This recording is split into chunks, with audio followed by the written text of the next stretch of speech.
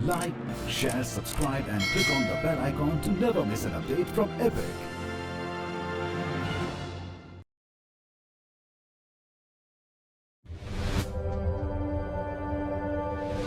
हमारा झंडा इसलिए नहीं फहराता क्योंकि हवा चलती है। यह हर उस जवान की आखिरी सांस से फहराता है जो उसकी रक्षा में अपने प्राण न्योछावर कर देता है।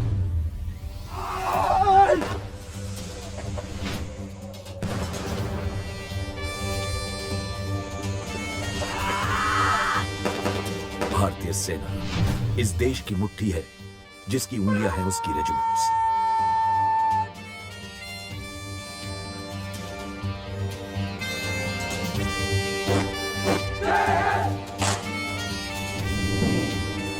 हर एक रेजिमेंट सेना परिवार का एक सदस्य है और उनकी जीवनी भी।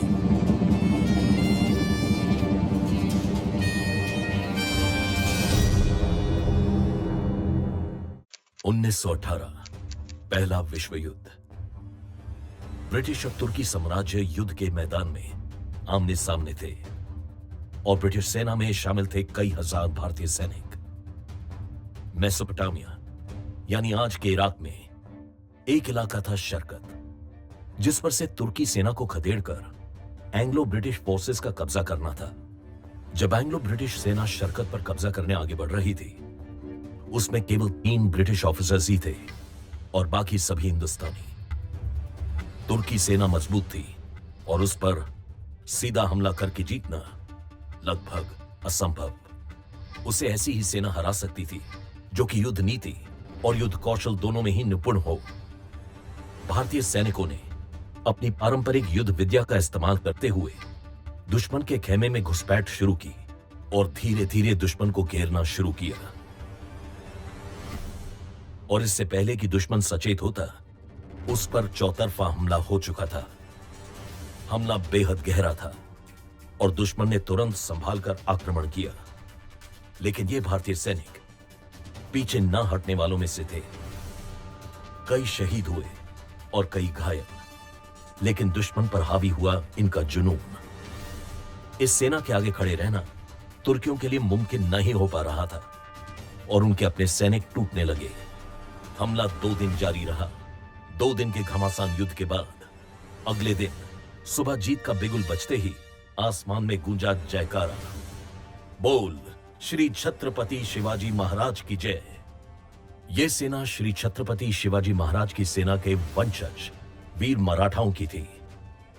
114 मराठा यूनिट। इस बटालियन की काबिलियत और ट्रेनिंग के स्टैंडर्ड्स को देखते हुए इसे ट्रेनिंग सेंटर की जिम्मेदारी सौंपी गई, जहां मराठा के भावी शूरवीरों को तैयार किया जाता है और जिस रेजिमेंट का आज नाम है मराठा लाइट इन्फेंट्री।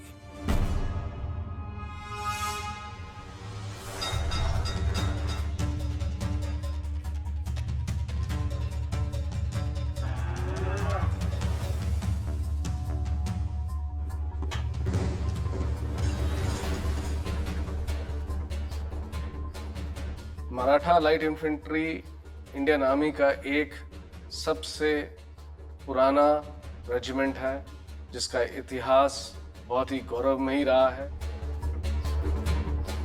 मराठा एक सिंपल है, मारेगा मगर हटेगा नहीं। वो इसका जो एक जुनून है कि वो दिखने में डोसाइल है, short study, like physical fitness, mental robustness है। वो जो भी हालात में उसको आप डालोगे, वो उस हालात को अडॉप्ट कर लेता है जल्दी से जल्दी, और अपना जो काम जो दिया गया है उसको पूरा करने के लिए वो बहुत ही उत्सुक रहता है। जब भी जिक्र मराठाओं का आता है तो सामने छवि होती है छत्रपति शिवाजी महाराज की, जिनके शौर्य और प्रताप ने मुगलों को नाको चने चबवाए।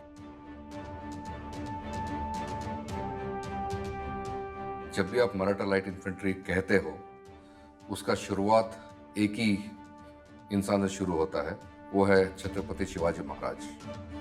और जैसे छत्रपति शिवाजी महाराज ने लड़ा, कभी हारा नहीं, उसी मुताबिक हमारा रेजिमेंट भी जो भी लड़ाई में भाग लिया है, जीत कर ही आया है। उनका एक बहुत बड़ा विचार था कि इसको हम एक नेशनहुड के लाइन के ऊपर लेके जाएं। सो जब हम नेशनहुड की लाइन पे चलते हैं तो काफी लोग आपके साथ जुड़ जाते हैं। So he became a national leader. Maratha गढ़ी यशाचा घनी, अर्थात कि मराठा जो सोल्जर होता है वो हाइट में छोटा होगा लेकिन सुडौल होगा। उसकी गति और उसकी सोचने की क्षमता इतनी तेज होती है कि वो हर एक जगह अपने शारीरिक रूप से छोटा होने के बावजूद अपनी गति और अपनी चतुराई से हर एक जगह विजय प्राप्त करता है। ये एक सोल्जर के ट्रेट्स हैं। इन्हीं ट्रेट्स को इस्तेमाल करते हुए शिवाजी महाराज ने गुरिल्ला वॉरफेयर टैक्टिक्स के तहत मुगलों को काफी जगह धूल चटाई थी। महाराष्ट्र से ताल्लुक रखने वाले मराठाओं की पहली बटालियन अगस्त 1768 में ईस्ट इंडिया कंपनी ने खड़ी की। बंबई और उसके उपद्वीपों को सुरक्षित रखने के लिए मराठा सेना और नौसेना दोनों ही बॉम्बे सेपॉइज की दूसरी बटालियन बनी। इन्हें जाना जाता था जंगी पलटन के नाम से। ईस्ट इंडिया कंपनी को बॉम्बे में फ्रेंच इन्वेजन से बचाव करने के लिए डिफेंस को ऑर्गेनाइज करना था। उस समय सन 1768 में सेकेंड बॉम्बे सिपाहीज का गठन हुआ। गठन होने के बाद ये टुकड़ी तकरीबन 20 साल तक कंटिन्यूअसली लड़ाई की हालत में रही, जिसकी वजह से इसका नाम जंगी पलटन रखा गया। और मराठाओं की दूसरी बटालियन भी 1768 में स्थापित की गई बॉम्बे सेपॉइज की तीसरी बटालियन के अंतर्गत, और इसे नाम दिया गया काली पांचवी। 18वीं सदी में कई और बटालियंस खड़ी की गई जिन्होंने काहून, बलोच, एबिसिनिया में अपनी जीत के झंडे गाड़े।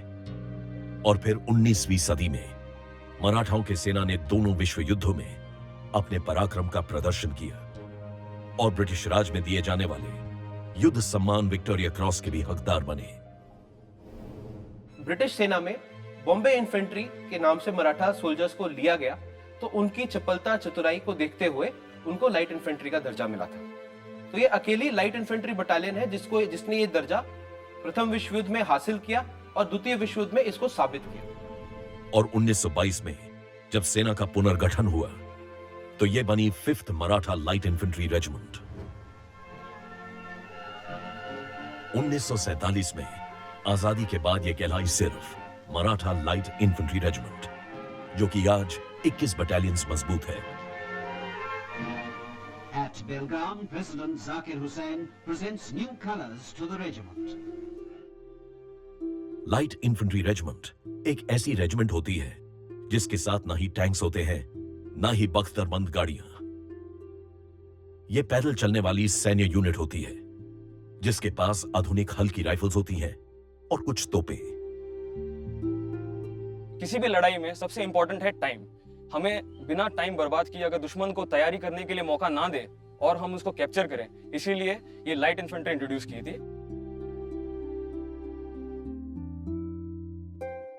बोल श्री छत्रपति शिवाजी महाराज की जय।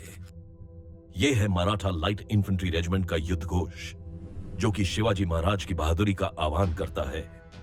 जब शिवाजी लड़ते थे तब हमारा वॉर क्राई हर हर महादेव था। उसके बाद जब ब्रिटिश आ गए, उनको छत्रपति शिवाजी महाराज का नाम लेना अच्छा नहीं लगता था, क्योंकि उन्होंने एक फोर्स था जो उनको होल्ड किया था, उनको और मुगल्स को, तो उनका नाम लेना अच्छा नहीं लगता था उनको। लेकिन जब वर्ल्ड वॉर 1 हुआ और उसके बाद जो लड़ाई हुए, उस दौरान अगर ट्रूप्स को मोटिवेट करना था, उनको पता चला कि अगर मराठा रेजिमेंट या मराठा ट्रूप्स को अगर मोटिवेट करना है, इनका नाम लेने से हो जाता है। तब उन्होंने अलाउ किया और तब से लेकर अभी तक बोल छत्रपति शिवाजी महाराज की जय ही वॉर क्राई हुआ है।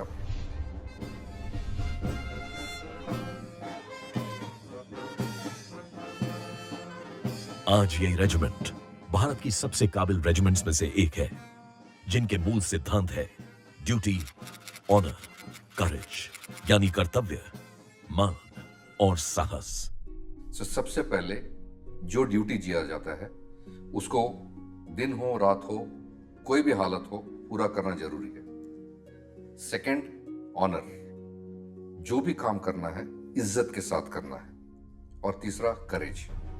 करेज एक ऐसा चीज है जो एक सोल्जर में इनबिल्ट होना चाहिए, और ये तीनों को मिला के जो एक पर्सनालिटी बनता है, जहां पे भी भेजोगे, वो माउंटेन्स में हो, रिवराइन टेरेन में हो, एम्फीबियस ऑपरेशन हो, अगर आप इस रेजिमेंट को देखोगे सक्सेस हासिल किया है।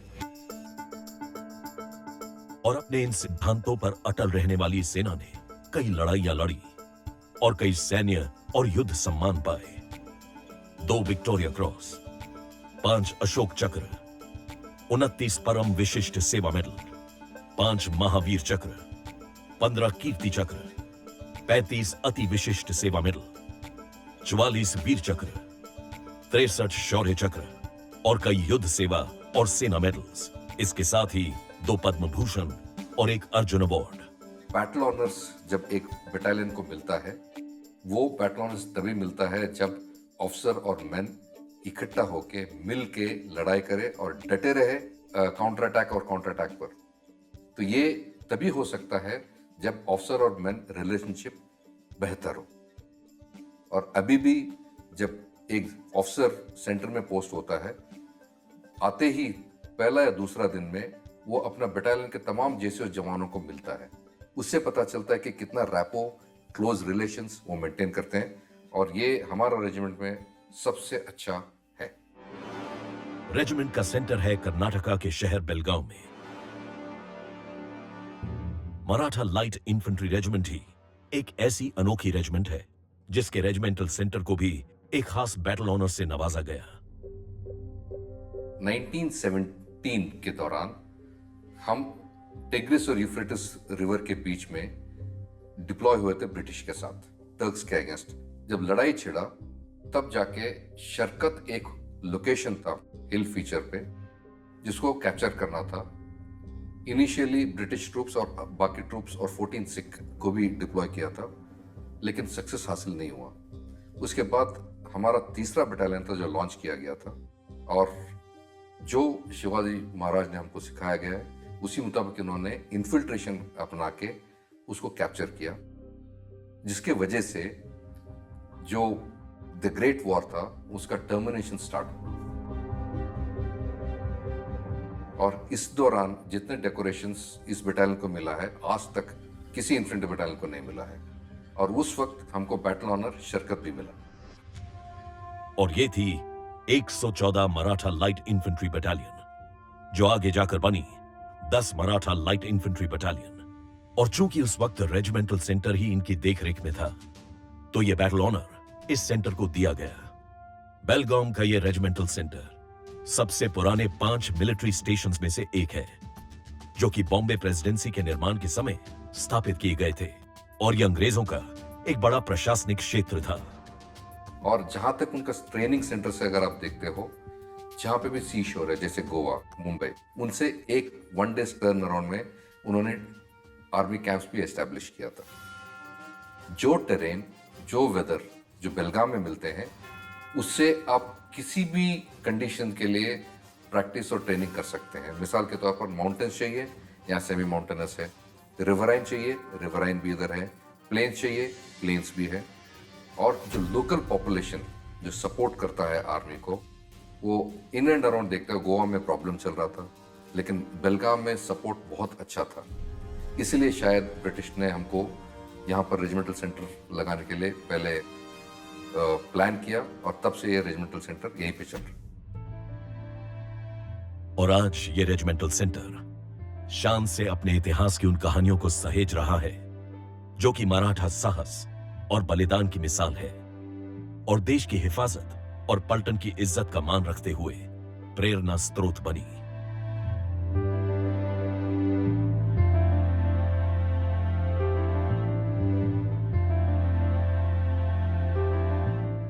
(1971) आज के समय का बांग्लादेश तब पूर्वी पाकिस्तान था और अपनी आजादी की लड़ाई लड़ रहा था। Maratha light infantry regiment Bharat के पूर्व और पश्चिम दोनों की छोर पर मौजूद भारतीय सेना का हिस्सा थी। इनकी 4 बटालियन यही अपना पूरा दम लगाकर दुश्मन का सामना कर रही थी। 1st Maratha light infantry battalion Jamalpur में, 5 Maratha light infantry battalion Saud में, 7 Maratha light infantry battalion Bagdogra में, और 22 मराठा लाइट इन्फेंट्री बटालियन हिली में। 3 दिसंबर 1971 में जब पाकिस्तान का 43 बलूच, उन्होंने हमारा एक बीएसएफ का पोस्ट था, वो बुर्ज करके था, दैट टाइम बीओपीस होते थे, बीओपीस के ऊपर अटैक किया। इंस्पाइट ऑफ लगातार लड़ाई के बाद और हमारा बीएसएफ के जवान रेजिस्ट करने के बाद भी रात में उस बीएसएफ के पोस्ट को इन्होंने कैप्चर कर लिया था 43 बलूच ने। 15 मराठा लाइट इन्फेंट्री को टास्क किया गया था कि इलाका तूर, वेरा और बुर्ज की लाइन पे, वो एक ऑब्स्टिकल वाला रिडन टेरेन है, उसमें इसका डिफेंस ऑक्यूपाई करने के लिए। 3 दिसंबर 1971 के दिन बीएसएफ की आउटपोस्ट और बटालियन की रिकॉनेसेंस प्लाटून की पोजीशंस पर हमला हुआ, जहां बटालियन की मोटर प्लाटून ने पाकिस्तानी सैनिकों पर आक्रामक वार किया। सेना में रिकॉनेसेंस प्लाटून वो प्लाटून होती है जो कि दुश्मन की शक्ति का आंकलन करती है। ये खुद आक्रमण नहीं करते, पर वो सारी जानकारी जताते हैं जिनके बूते पर आक्रमण योजना बनाई जाती है। और ऐसी ही एक प्लाटून ने पाकिस्तान के हमले का ऐसा मुंह तोड़ जवाब दिया कि दुश्मन की सेना बहुत चक्की रह गई। एंड ये पहला हिस्ट्री में होगा कि day light counter attack launch किया गया था बुर्ज पोस्ट, जो पाकिस्तान ने कैप्चर किया था, जिसमें सिपाही पांडुरंग सालुंके जो रॉकेट लॉन्चर थे दुश्मन का, जो हमारे टैंक को मूवमेंट को इंपीड कर रहा था, उनको रोक रहा था, तो इसने अपने जो शौर्यता दिखाते हुए उस रॉकेट लॉन्चर को दुश्मन के हाथ से खींचा और उसको फेंका। इस डे लाइट अटैक में दूसरा एक खास बात था, दुश्मन की 32 सोल्जर्स डेड थे और दुश्मन की 2 company, that was 43 Baloch, 2 company को वाइप आउट किया गया। बाद में एक प्रिजनर ऑफ वॉर से पता चला कि 43 बलूच को डिसमेंटल किया गया था और उनका जो सीओ थे लेफ्टिनेंट कर्नल सैयद असदुद्दीन, जो भी लड़ाई में घायल हो गया था, और उनका पर्सनल सामान भी पलटन को मिला था। सिपाही पांडुरंग सालुंखे ने पॉइंट ब्लैंक रेंज से गोलियां अपने सीने में ली, लेकिन दुश्मन के उस रॉकेट लॉन्चर को तबाह कर दिया जो कि उनके साथियों पर आग बरसा रहा था। सिपाही पांडुरंग सालुंखे को मरणोपरांत महावीर चक्र से नवाजा गया।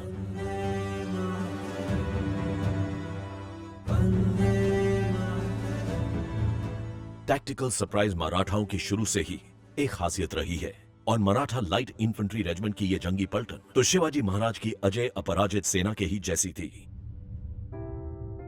आप हिस्ट्री में भी देखिए, शिवाजी महाराज ने एक नया टेक्निक इस्तेमाल किया, that was surprise and deception, गनिनी कावा की थिंग। जो जहां पे भी शिवाजी महाराज का जो लड़ाई है, वो it was mainly based on deception, surprise and guerrilla warfare. उसी बेसिस पे इनकी जो पूर्वजों ने जो हासिल किया है, अभी भी इस जनरेशन में भी उसको हम कंटिन्यू करने के लिए we teach them surprise, deception और गुरिल्ला वॉरफेयर की टेक्निक्स।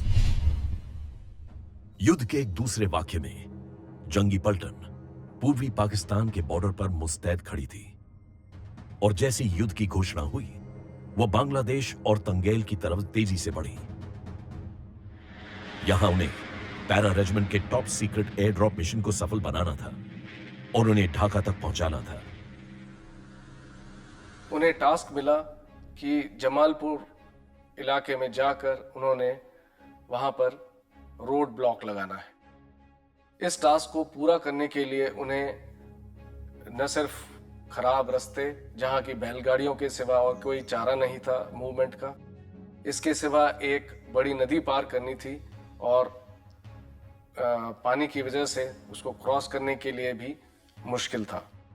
5 दिसंबर की रात पाकिस्तान की फौज के नाक के नीचे से इस लाइट इन्फेंट्री रेजिमेंट की पलटन ने ब्रह्मपुत्र नदी की एक नहर को पार किया। जमालपुर में पाकिस्तान की इस सैन्य गढ़ में असला, बारूद, तोपें, machine guns, anti tank guns, 120 millimetre mortar और 1500 से ज्यादा लड़ाकू मौजूद थे। लेकिन अब उनके सामने थी बैलगाड़ी पर सवार एक फितूरी बटालियन, जिसने तंगेल तक पहुंचने के दुश्मन के सारे रास्ते बंद कर दिए थे। और जब पाकिस्तान की सेना ने यहां बढ़ने की कोशिश की, तो जंगी पलटन ने इन पर आक्रमण कर दिया। और फिर चली ऐसी लड़ाई जिसमें इन मराठाओं ने पाकिस्तान के 31 बलूच बटालियन का नामो निशान मिटा दिया, लेकिन उन्हें रास्ता पार नहीं करने दिया। जमालपुर का युद्ध सम्मान जंगी पलटन कहलाने वाली मराठा लाइट इन्फेंट्री रेजिमेंट को यहां मिला। इसके सिवा उन्हें तकरीबन 40 पाकिस्तानी मशीन गन्स भी बरामद हुए। इसी लड़ाई में 31 बलूच और पाक रेंजर्स के 3 ऑफिसर, 10 जेसीओ एवं 320 जवानों ने भी सरेंडर किया। 250 साल पुरानी इस जंगी पलटन की रूह आज बसती है मराठा लाइट इन्फेंट्री रेजिमेंट के सैनिकों में, जो आज भी उसी जज्बे, आक्रोश और साहस के साथ मैदान जंग में उतरते हैं। आज भी बुर्ज और जमालपुर जैसी कहानियां मराठा सैनिकों को उनकी विरासत से वाकिफ कराने के लिए सुनाई जाती हैं। इन बैटल ऑनर्स से जुड़ी सैन्य योजनाएं आज रेजिमेंट की ट्रेनिंग का हिस्सा हैं।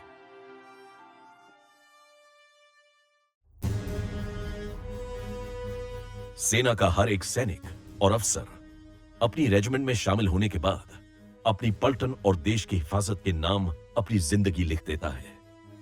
और मराठा लाइट इन्फेंट्री रेजिमेंट ने न सिर्फ ऐसे कई बेहतरीन ऑफिसर्स देश को दिए, बल्कि कई ऐसे कमांडिंग ऑफिसर्स भी दिए जो कि सामने से अपने जवानों के साथ लड़े और जिनकी शहादत से जीत की कहानियां लिखी गई।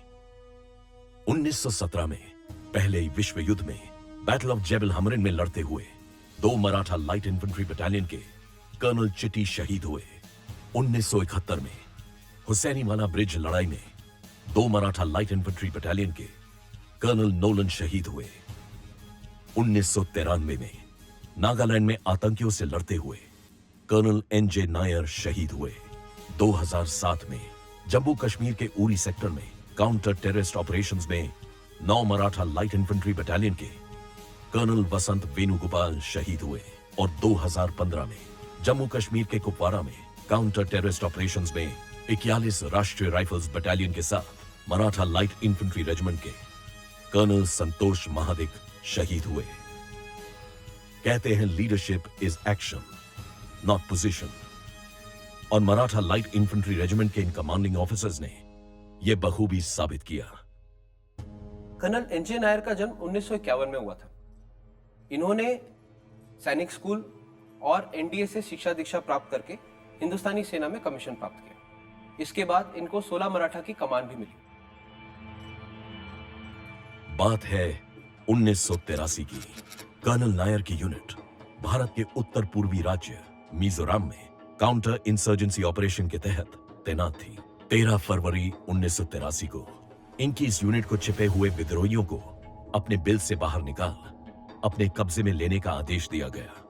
कर्नल नायर ने सामने से अपनी यूनिट का नेतृत्व किया और एक बेहद कठिन कॉम्बैट ऑपरेशन में विद्रोहियों को इलाके से निकाल अपनी गिरफ्त में लिया।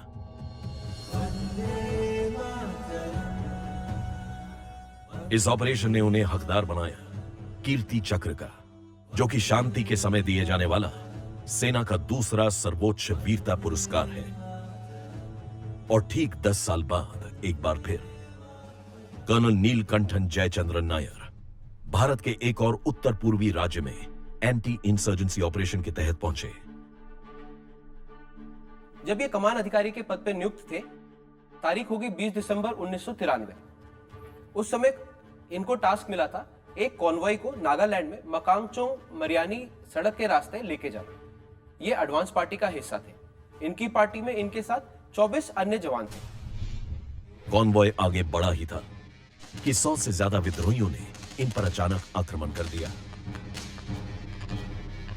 हमला इतना जोरदार था कि शुरुआत में ही 24 में से 14 जवान शहीद हो गए। अब कर्नल एनजे नायर और कर्नल एनजे नायर भी इस हमले में घायल हुए थे। इंजोर होने के बावजूद भी मोटिवेट किया, फाइट किया और इंश्योर किया कि बैलेंस ट्रूप्स अपना पोजीशन पकड़े, फाइट बैक करे ताकि और कैजुअलिटीज ना हो। दुश्मन की एक एलएमजी उस वक्त इनके पोजीशन के ऊपर फायर कर रही थी। उस एलएमजी को शांत कराना बहुत ही जरूरत थी। इन्होंने उस एलएमजी की पोजीशन देखी और उसके ऊपर चार्ज किया। वहां उन्होंने उस एलएमजी की पोस्ट को बर्बाद किया, जिसको देख के जो एनएससीएन के इंसर्जेंट्स थे वो सकपका गए और घबरा के वहां से भाग खड़े हुए। इन्होंने कुछ देर तक उनका पीछा भी किया। इस तरह से वो अपनी कॉन्वॉय को वहां से सुरक्षित निकाल सके। लेकिन कर्नल नायर घायल अवस्था में ये सब करते रहे और समय रहते उन्हें उपचार नहीं मिला, जिसकी वजह से उन्होंने अपनी आखिरी सांस ली। उनकी इस शहादत को अशोक चक्र से सम्मानित किया गया, जो कि शांति के समय में दिया जाने वाला सेना का सर्वोच्च वीरता पुरस्कार है। वो रेजिमेंट के अकेले ऐसे वॉर हीरो थे जिन्हें कीर्ति चक्र और अशोक चक्र दोनों ही मिले।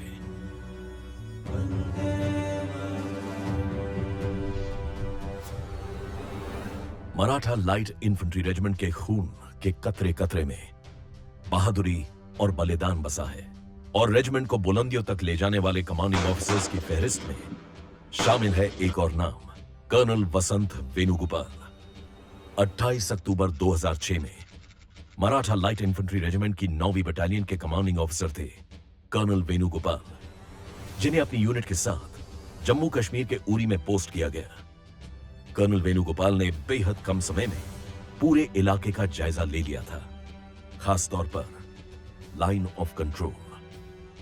27 जुलाई 2007 एलओसी पर आतंकी हरकत की खबर आई। कर्नल वेणुगोपाल के लिए यह इलाका अब जाना पहचाना था। उन्होंने शाम ढलने तक आतंकियों को घेर कर उन पर गोलियां चलाई और फिर वहां पहले से खोजी हुई गुफा में वो छिप गए। आतंकियों को समझ ही नहीं आया कि गोलियां चली कहां से और कब ये सैनिक गायब ही हो गए। सुबह होते ही कर्नल वेणुगोपाल ने आक्रमण फिर तेज किया और यह मुठभेड़ भयंकर थी। उनके एक सैनिक और रेडियो ऑपरेटर को लगातार हो रही गोलीबारी में बुलेट लगी और उनको बचाने के लिए जैसे ही कर्नल वेणुगोपाल आगे बढ़े, वो भी गोली खाकर घायल हो गए। ना खून थमने का नाम ले रहा था, ना ही उनकी राइफल से निकलने वाली गोली। लेकिन कर्नल वेणुगोपाल और उनके साथियों को गोलियां भी नहीं रोक पाई और इस यूनिट ने 8 आतंकवादियों को मार गिराया। लेकिन इस सफलता की बड़ी कीमत भी चुकाई। कर्नल वेणुगोपाल इस एनकाउंटर में शहीद हुए। उनकी इस शहादत को अशोक चक्र से सम्मानित किया गया, जो कि शांति के समय में दिए जाने वाला सेना का सर्वोच्च वीरता पुरस्कार है। इनकी कहानी से एक बात साबित होती है कि मराठा वीर आखिरी गोली आखिरी दुश्मन तक ही नहीं लड़ता, बल्कि उसके बाद भी लड़ता रहता है जब तक कि वो जगह पे कब्जा नहीं जमा लेता। सैनिकों के साथ कंधे से कंधा मिलाकर चलने वाले ये अफसर अक्सर अपनी मां से कहते थे, आई गो where my men go, और खुद उनकी लिखी हुई ये पंक्तियां आज भी उनकी रेजिमेंट के कानों में गूंजती हैं। Together we saw the foe fleeing our guns. Together we felt our fingers tighten on the trigger. Together we heard the vengeful crash of our weapons. Together we smelled the intoxicating odor of cordite. Together we tasted blood in battle. Together we raised our famous war cry over the battlefield. बोल श्री छत्रपति शिवाजी महाराज की जय, नाचक नौवीचा विजयासो। हमारी regiment ने आज़ादी से पहले और आज़ादी के बाद में कई लड़ाइयों में हिस्सा लिया है और कर्तव्य मान साहस का परिचय देते हुए काफी उल्लेखनीय काम किया है। 1400 से ज्यादा रंगरूट बेलगाम के इस Maratha light infantry regiment centre पहुंचते हैं और यहां बदल जाती है उनकी जिंदगी। इनका ट्रेनिंग 10 महीने के लिए चलता है। ये 2 फेजेस में चलता है, that is basic military training और एडवांस मिलिट्री ट्रेनिंग। हमारा जो मेन मुद्दा है इस ट्रेनिंग में, जो एक सिविल बैकग्राउंड से जो आया हुआ है यंगस्टर, जो 18 से 20 साल के बीच में है, उसको हम एक पूर्ण सैनिक के तौर पे कैसे हम इसको कन्वर्ट करके हमारा जो बटालियंस जो फील्ड पे डिप्लॉयड है या पीस में है उस दौरान उनको ट्रेन करना। इनका लोअर बॉडी स्ट्रेंथ होता है, अपर बॉडी में स्ट्रेंथ कम होता है। इसको सबसे पहले हम नजर रखते हैं। एजुकेशन क्वालिफिकेशन काफ़ी अच्छा होता है और बेसिक ग्रास्पिंग नॉलेज और जनरल नॉलेज का स्टैंडर्ड भी अच्छा होता है। साथ ही साथ हमको एक और एडवांटेज है, हमारा बगल में जूनियर लीडर्स विंग है, जहां पर प्लेटून कमांडर्स कोर्स और कमांडो कोर्स चलता है।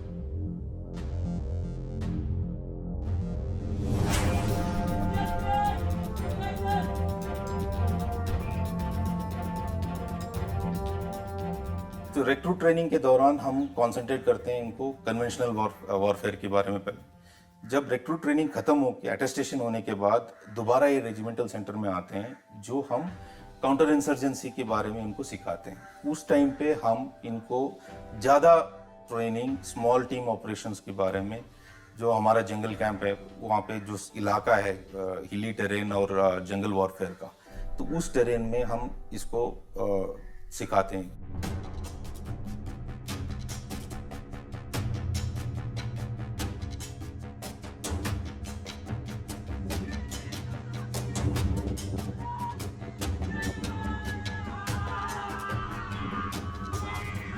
कई बार लड़ाई में ऐसे मौके आते हैं और ऐसे मिशन आते हैं जिसको अंजाम देने के लिए हमें एक स्पेशली ट्रेन्ड सोल्जर की जरूरत पड़ती है, जो कि एक नॉर्मल और एवरेज रेगुलर सोल्जर से ज्यादा मानसिक और शारीरिक स्तर पे और साथ में स्किल्स में महारत हासिल किया हो। तो इसलिए कमांडो ट्रेनिंग इंडियन आर्मी में किया जाता है।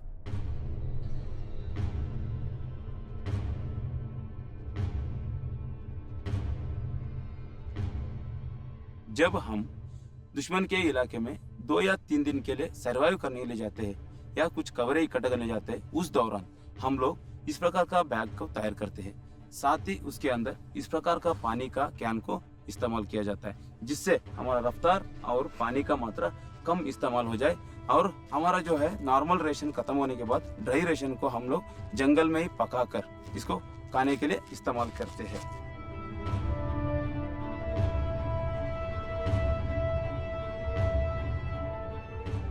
फर्स्ट एड का किट जो कुछ प्रॉब्लम आ गया या बुखार, फीवर या वुंडेड होने पर इसका इस्तेमाल करते हैं। जब पानी खत्म होके चाहे हम लोग को नदी, नाले, कहीं तालाब का पानी पीना हो तो उसमें हम लोग पानी का इस्तेमाल के लिए इस प्रकार का वाटर टेबलेट का इस्तेमाल करते हैं।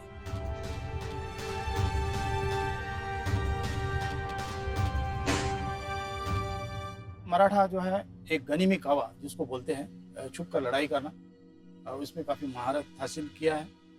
क्लिप टॉप असाल्ट जिसको हम बोलते हैं, कि मुश्किल से मुश्किल रास्ते से निकल कर भी दुश्मन के ऊपर जो हम लोग धाव बोलते हैं और दुश्मन को जो है बर्बाद करते हैं। और मराठा लाइट इन्फेंट्री रेजिमेंट काफी समय बिताती है शूटिंग रेंज में, जहां उन्हें कम बुलेट्स का इस्तेमाल करते हुए सटीक निशाना साधना सिखाया जाता है। एक इन्फेंट्री सोल्जर का मुद्दा होता है राइफल सही तरीके से चलाना, खास करके लड़ाई में। क्योंकि लड़ाई में जब स्टार्ट होता है, इवन दो एडिक्वेट एम्यूनिशन होता है, लेकिन वो एम्यूनिशन सही तरीके से अगर इस्तेमाल करें तो मिनिमम कॉस्ट में हमको मैक्सिमम सक्सेस मिल सकता है। एक गोली एक दुश्मन का मतलब यह है कि जब मैं फायर करता हूं तो मुझे यकीन होना चाहिए मेरे हथियार के ऊपर, और मुझे गारंटी होना चाहिए कि मेरे खुद के काबिलियत के ऊपर, कि अगर मैं एम करके फायर करूं तो गोली वही जाना चाहिए जहां मैं चाहता हूं। उसको पहले से उसका जहन में डाला जाता है कि जब आप ट्रिगर दबाते हो तो आपका इरादा और मुद्दा एक होना चाहिए कि जब बुलेट बैरल से निकलता है वो अपना नतीजा हासिल करना चाहिए, यानी दुश्मन को मारना ही चाहिए। और साथ ही भरा जाता है उनमें वो आक्रोश और युद्ध भाव जो उनके चेहरे पर दिखते हैं, जो उनके चेहरे पर देखते ही दुश्मन के रोंगटे खड़े कर देता है।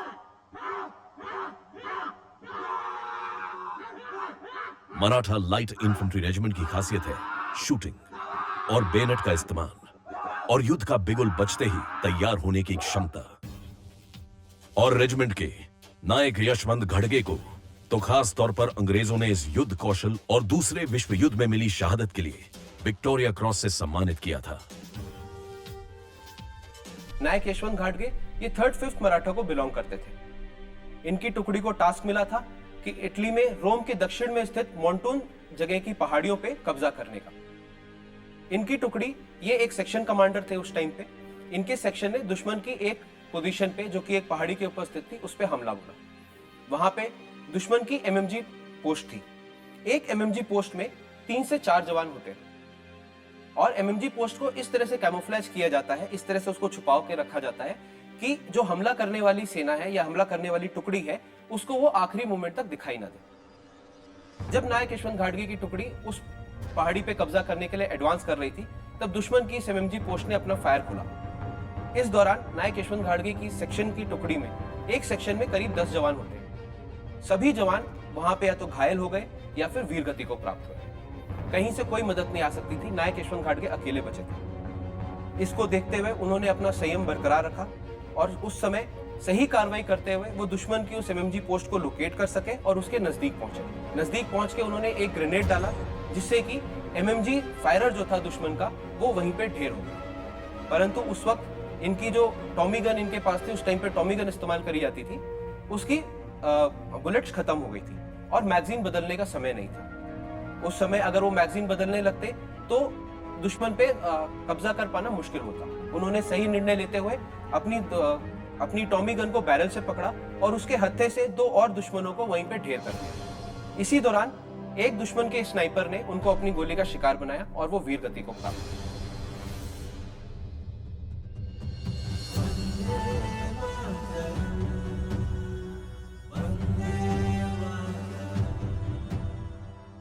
और आज रेजिमेंटल सेंटर में नायक घाटगे की एक प्रतिमा बेनेट ट्रेनिंग एरिया के ठीक सामने है।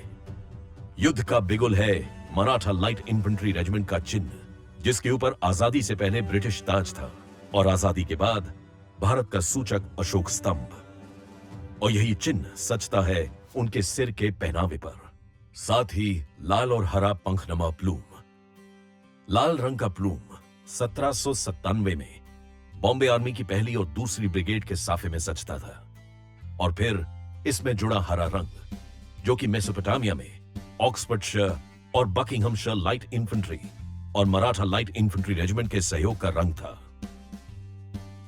हैकल देने के पीछे यह था कि पुराने मराठा सरदार जो थे वो अपनी पगड़ी के ऊपर एक पंख लगाते थे या जिसको तुर्रा बोला जाता था। उसके चलते सभी मराठाओं को एक हैकल दिया गया लॉर्ड कॉर्नवालिस द्वारा।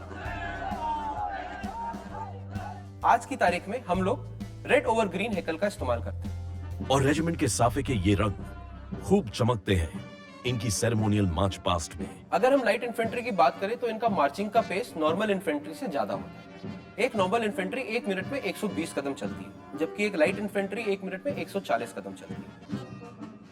मराठा लाइट इन्फेंट्री रेजिमेंट की मार्च पास्ट कहलाती है सिंघड़ और इसकी धुन रची सूबेदार एपी जेम्स ने। शिवाजी महाराज के युद्ध के साथी तानाजी मालुसरे ने सिंघड़ की लड़ाई जीती थी और उनके सम्मान में इसका नाम पड़ा सिंघड़। सिंघड़ एक किला है, कोंडाना नाम का किला, जो कि पुणे में स्थित था। उसको सन 1670 में शिवाजी महाराज के एक बहुत ही अहम नायक, बहुत ही शूरवीर नायक अगर कहा जाए तो, तानाजी मालुसरे द्वारा कब्जा किया गया था। इसको कब्जा करने के दौरान तानाजी मालुसरे वीर गति को प्राप्त हुए थे और शिवाजी महाराज ने कहा था गढ़ आला पन सिंह गेला, मतलब कि गढ़ पे कब्जा हुआ लेकिन एक शेर को हमें खोना पड़ा। उनके सम्मान में उस किले का नाम सिंघड़ रखा गया और बाद में उस ट्यून को जो सूबेदार एलेक्स जेम्स ने बनाया था, उस ट्यून का नाम उसी को सम्मानित करते हुए सिंघड़ नाम दिया।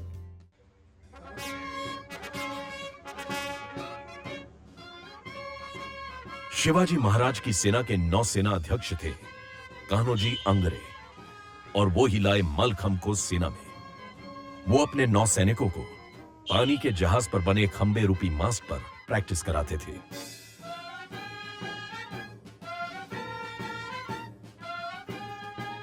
मलखंभ 2 शब्दों से बना हुआ है। मल का मतलब कुश्ती, खंभ का मतलब पोल। अगर उसको लिटरली देखा जाए तो एक पोल के साथ रेसलिंग इसको कहा जा सकता है।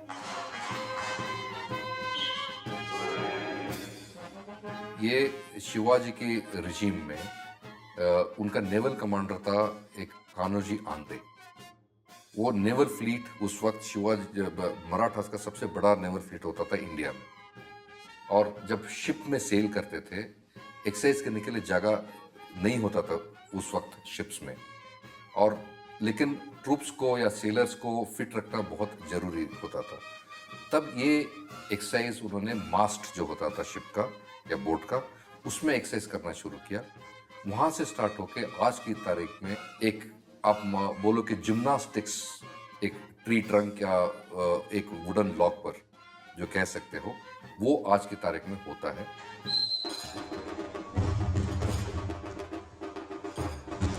और मलखम से मिली महारत कुश्ती के मैदान में बेशुमार पुरस्कारों में तब्दील हुई।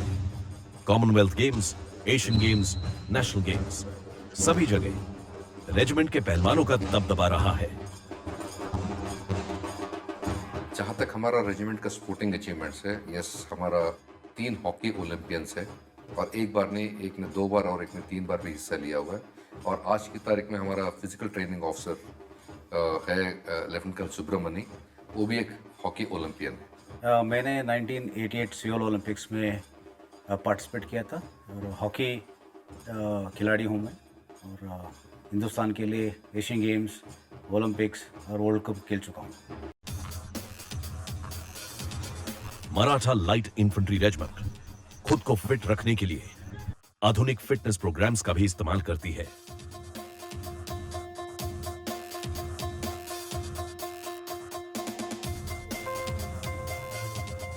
और व्हाइट वाटर राफ्टिंग भी इनके पसंदीदा शौक में से एक है।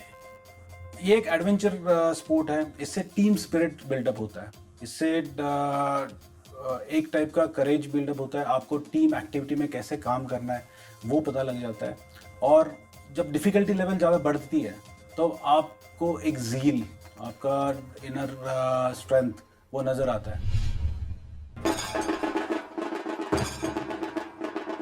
लय और ताल का मधुर मेल है लेजियम और झांझ पटक, और रेजिमेंट में इसे खूब पसंद किया जाता है। लेजियम और झांझ पतक शुरू से ही मराठा के परिवारों का, घरों का एक अभिन्न हिस्सा है। इसको हर जगह किया जाता था। सबसे पहले सार्वजनिक रूप में अगर देखा जाए तो लेजियम का इस्तेमाल जब छत्रपति शिवाजी महाराज को छत्रपति की उपाधि मिली और रायगढ़ के किले में उनका कोरोनेशन किया गया, उस टाइम पे अपने हर्ष और उल्लास को व्यक्त करने के लिए शिवाजी महाराज के सम्मान में जो वहां की प्रजा थी, उन्होंने लेजियम के नृत्य के द्वारा उनका सम्मान किया। मराठा लाइट इन्फेंट्री रेजिमेंट सही मायनों में अपनी संस्कृति और सैन्य विरासत को साथ लेकर चल रही है। अपनी मातृभूमि, अपनी पलटन से जुड़ी ये रेजिमेंट युद्ध के मैदान में सबसे आगे रही है और अपने रोष, आक्रोश, जज्बे और जुनून के लिए जानी जाती थी और जानी जाती रहेगी।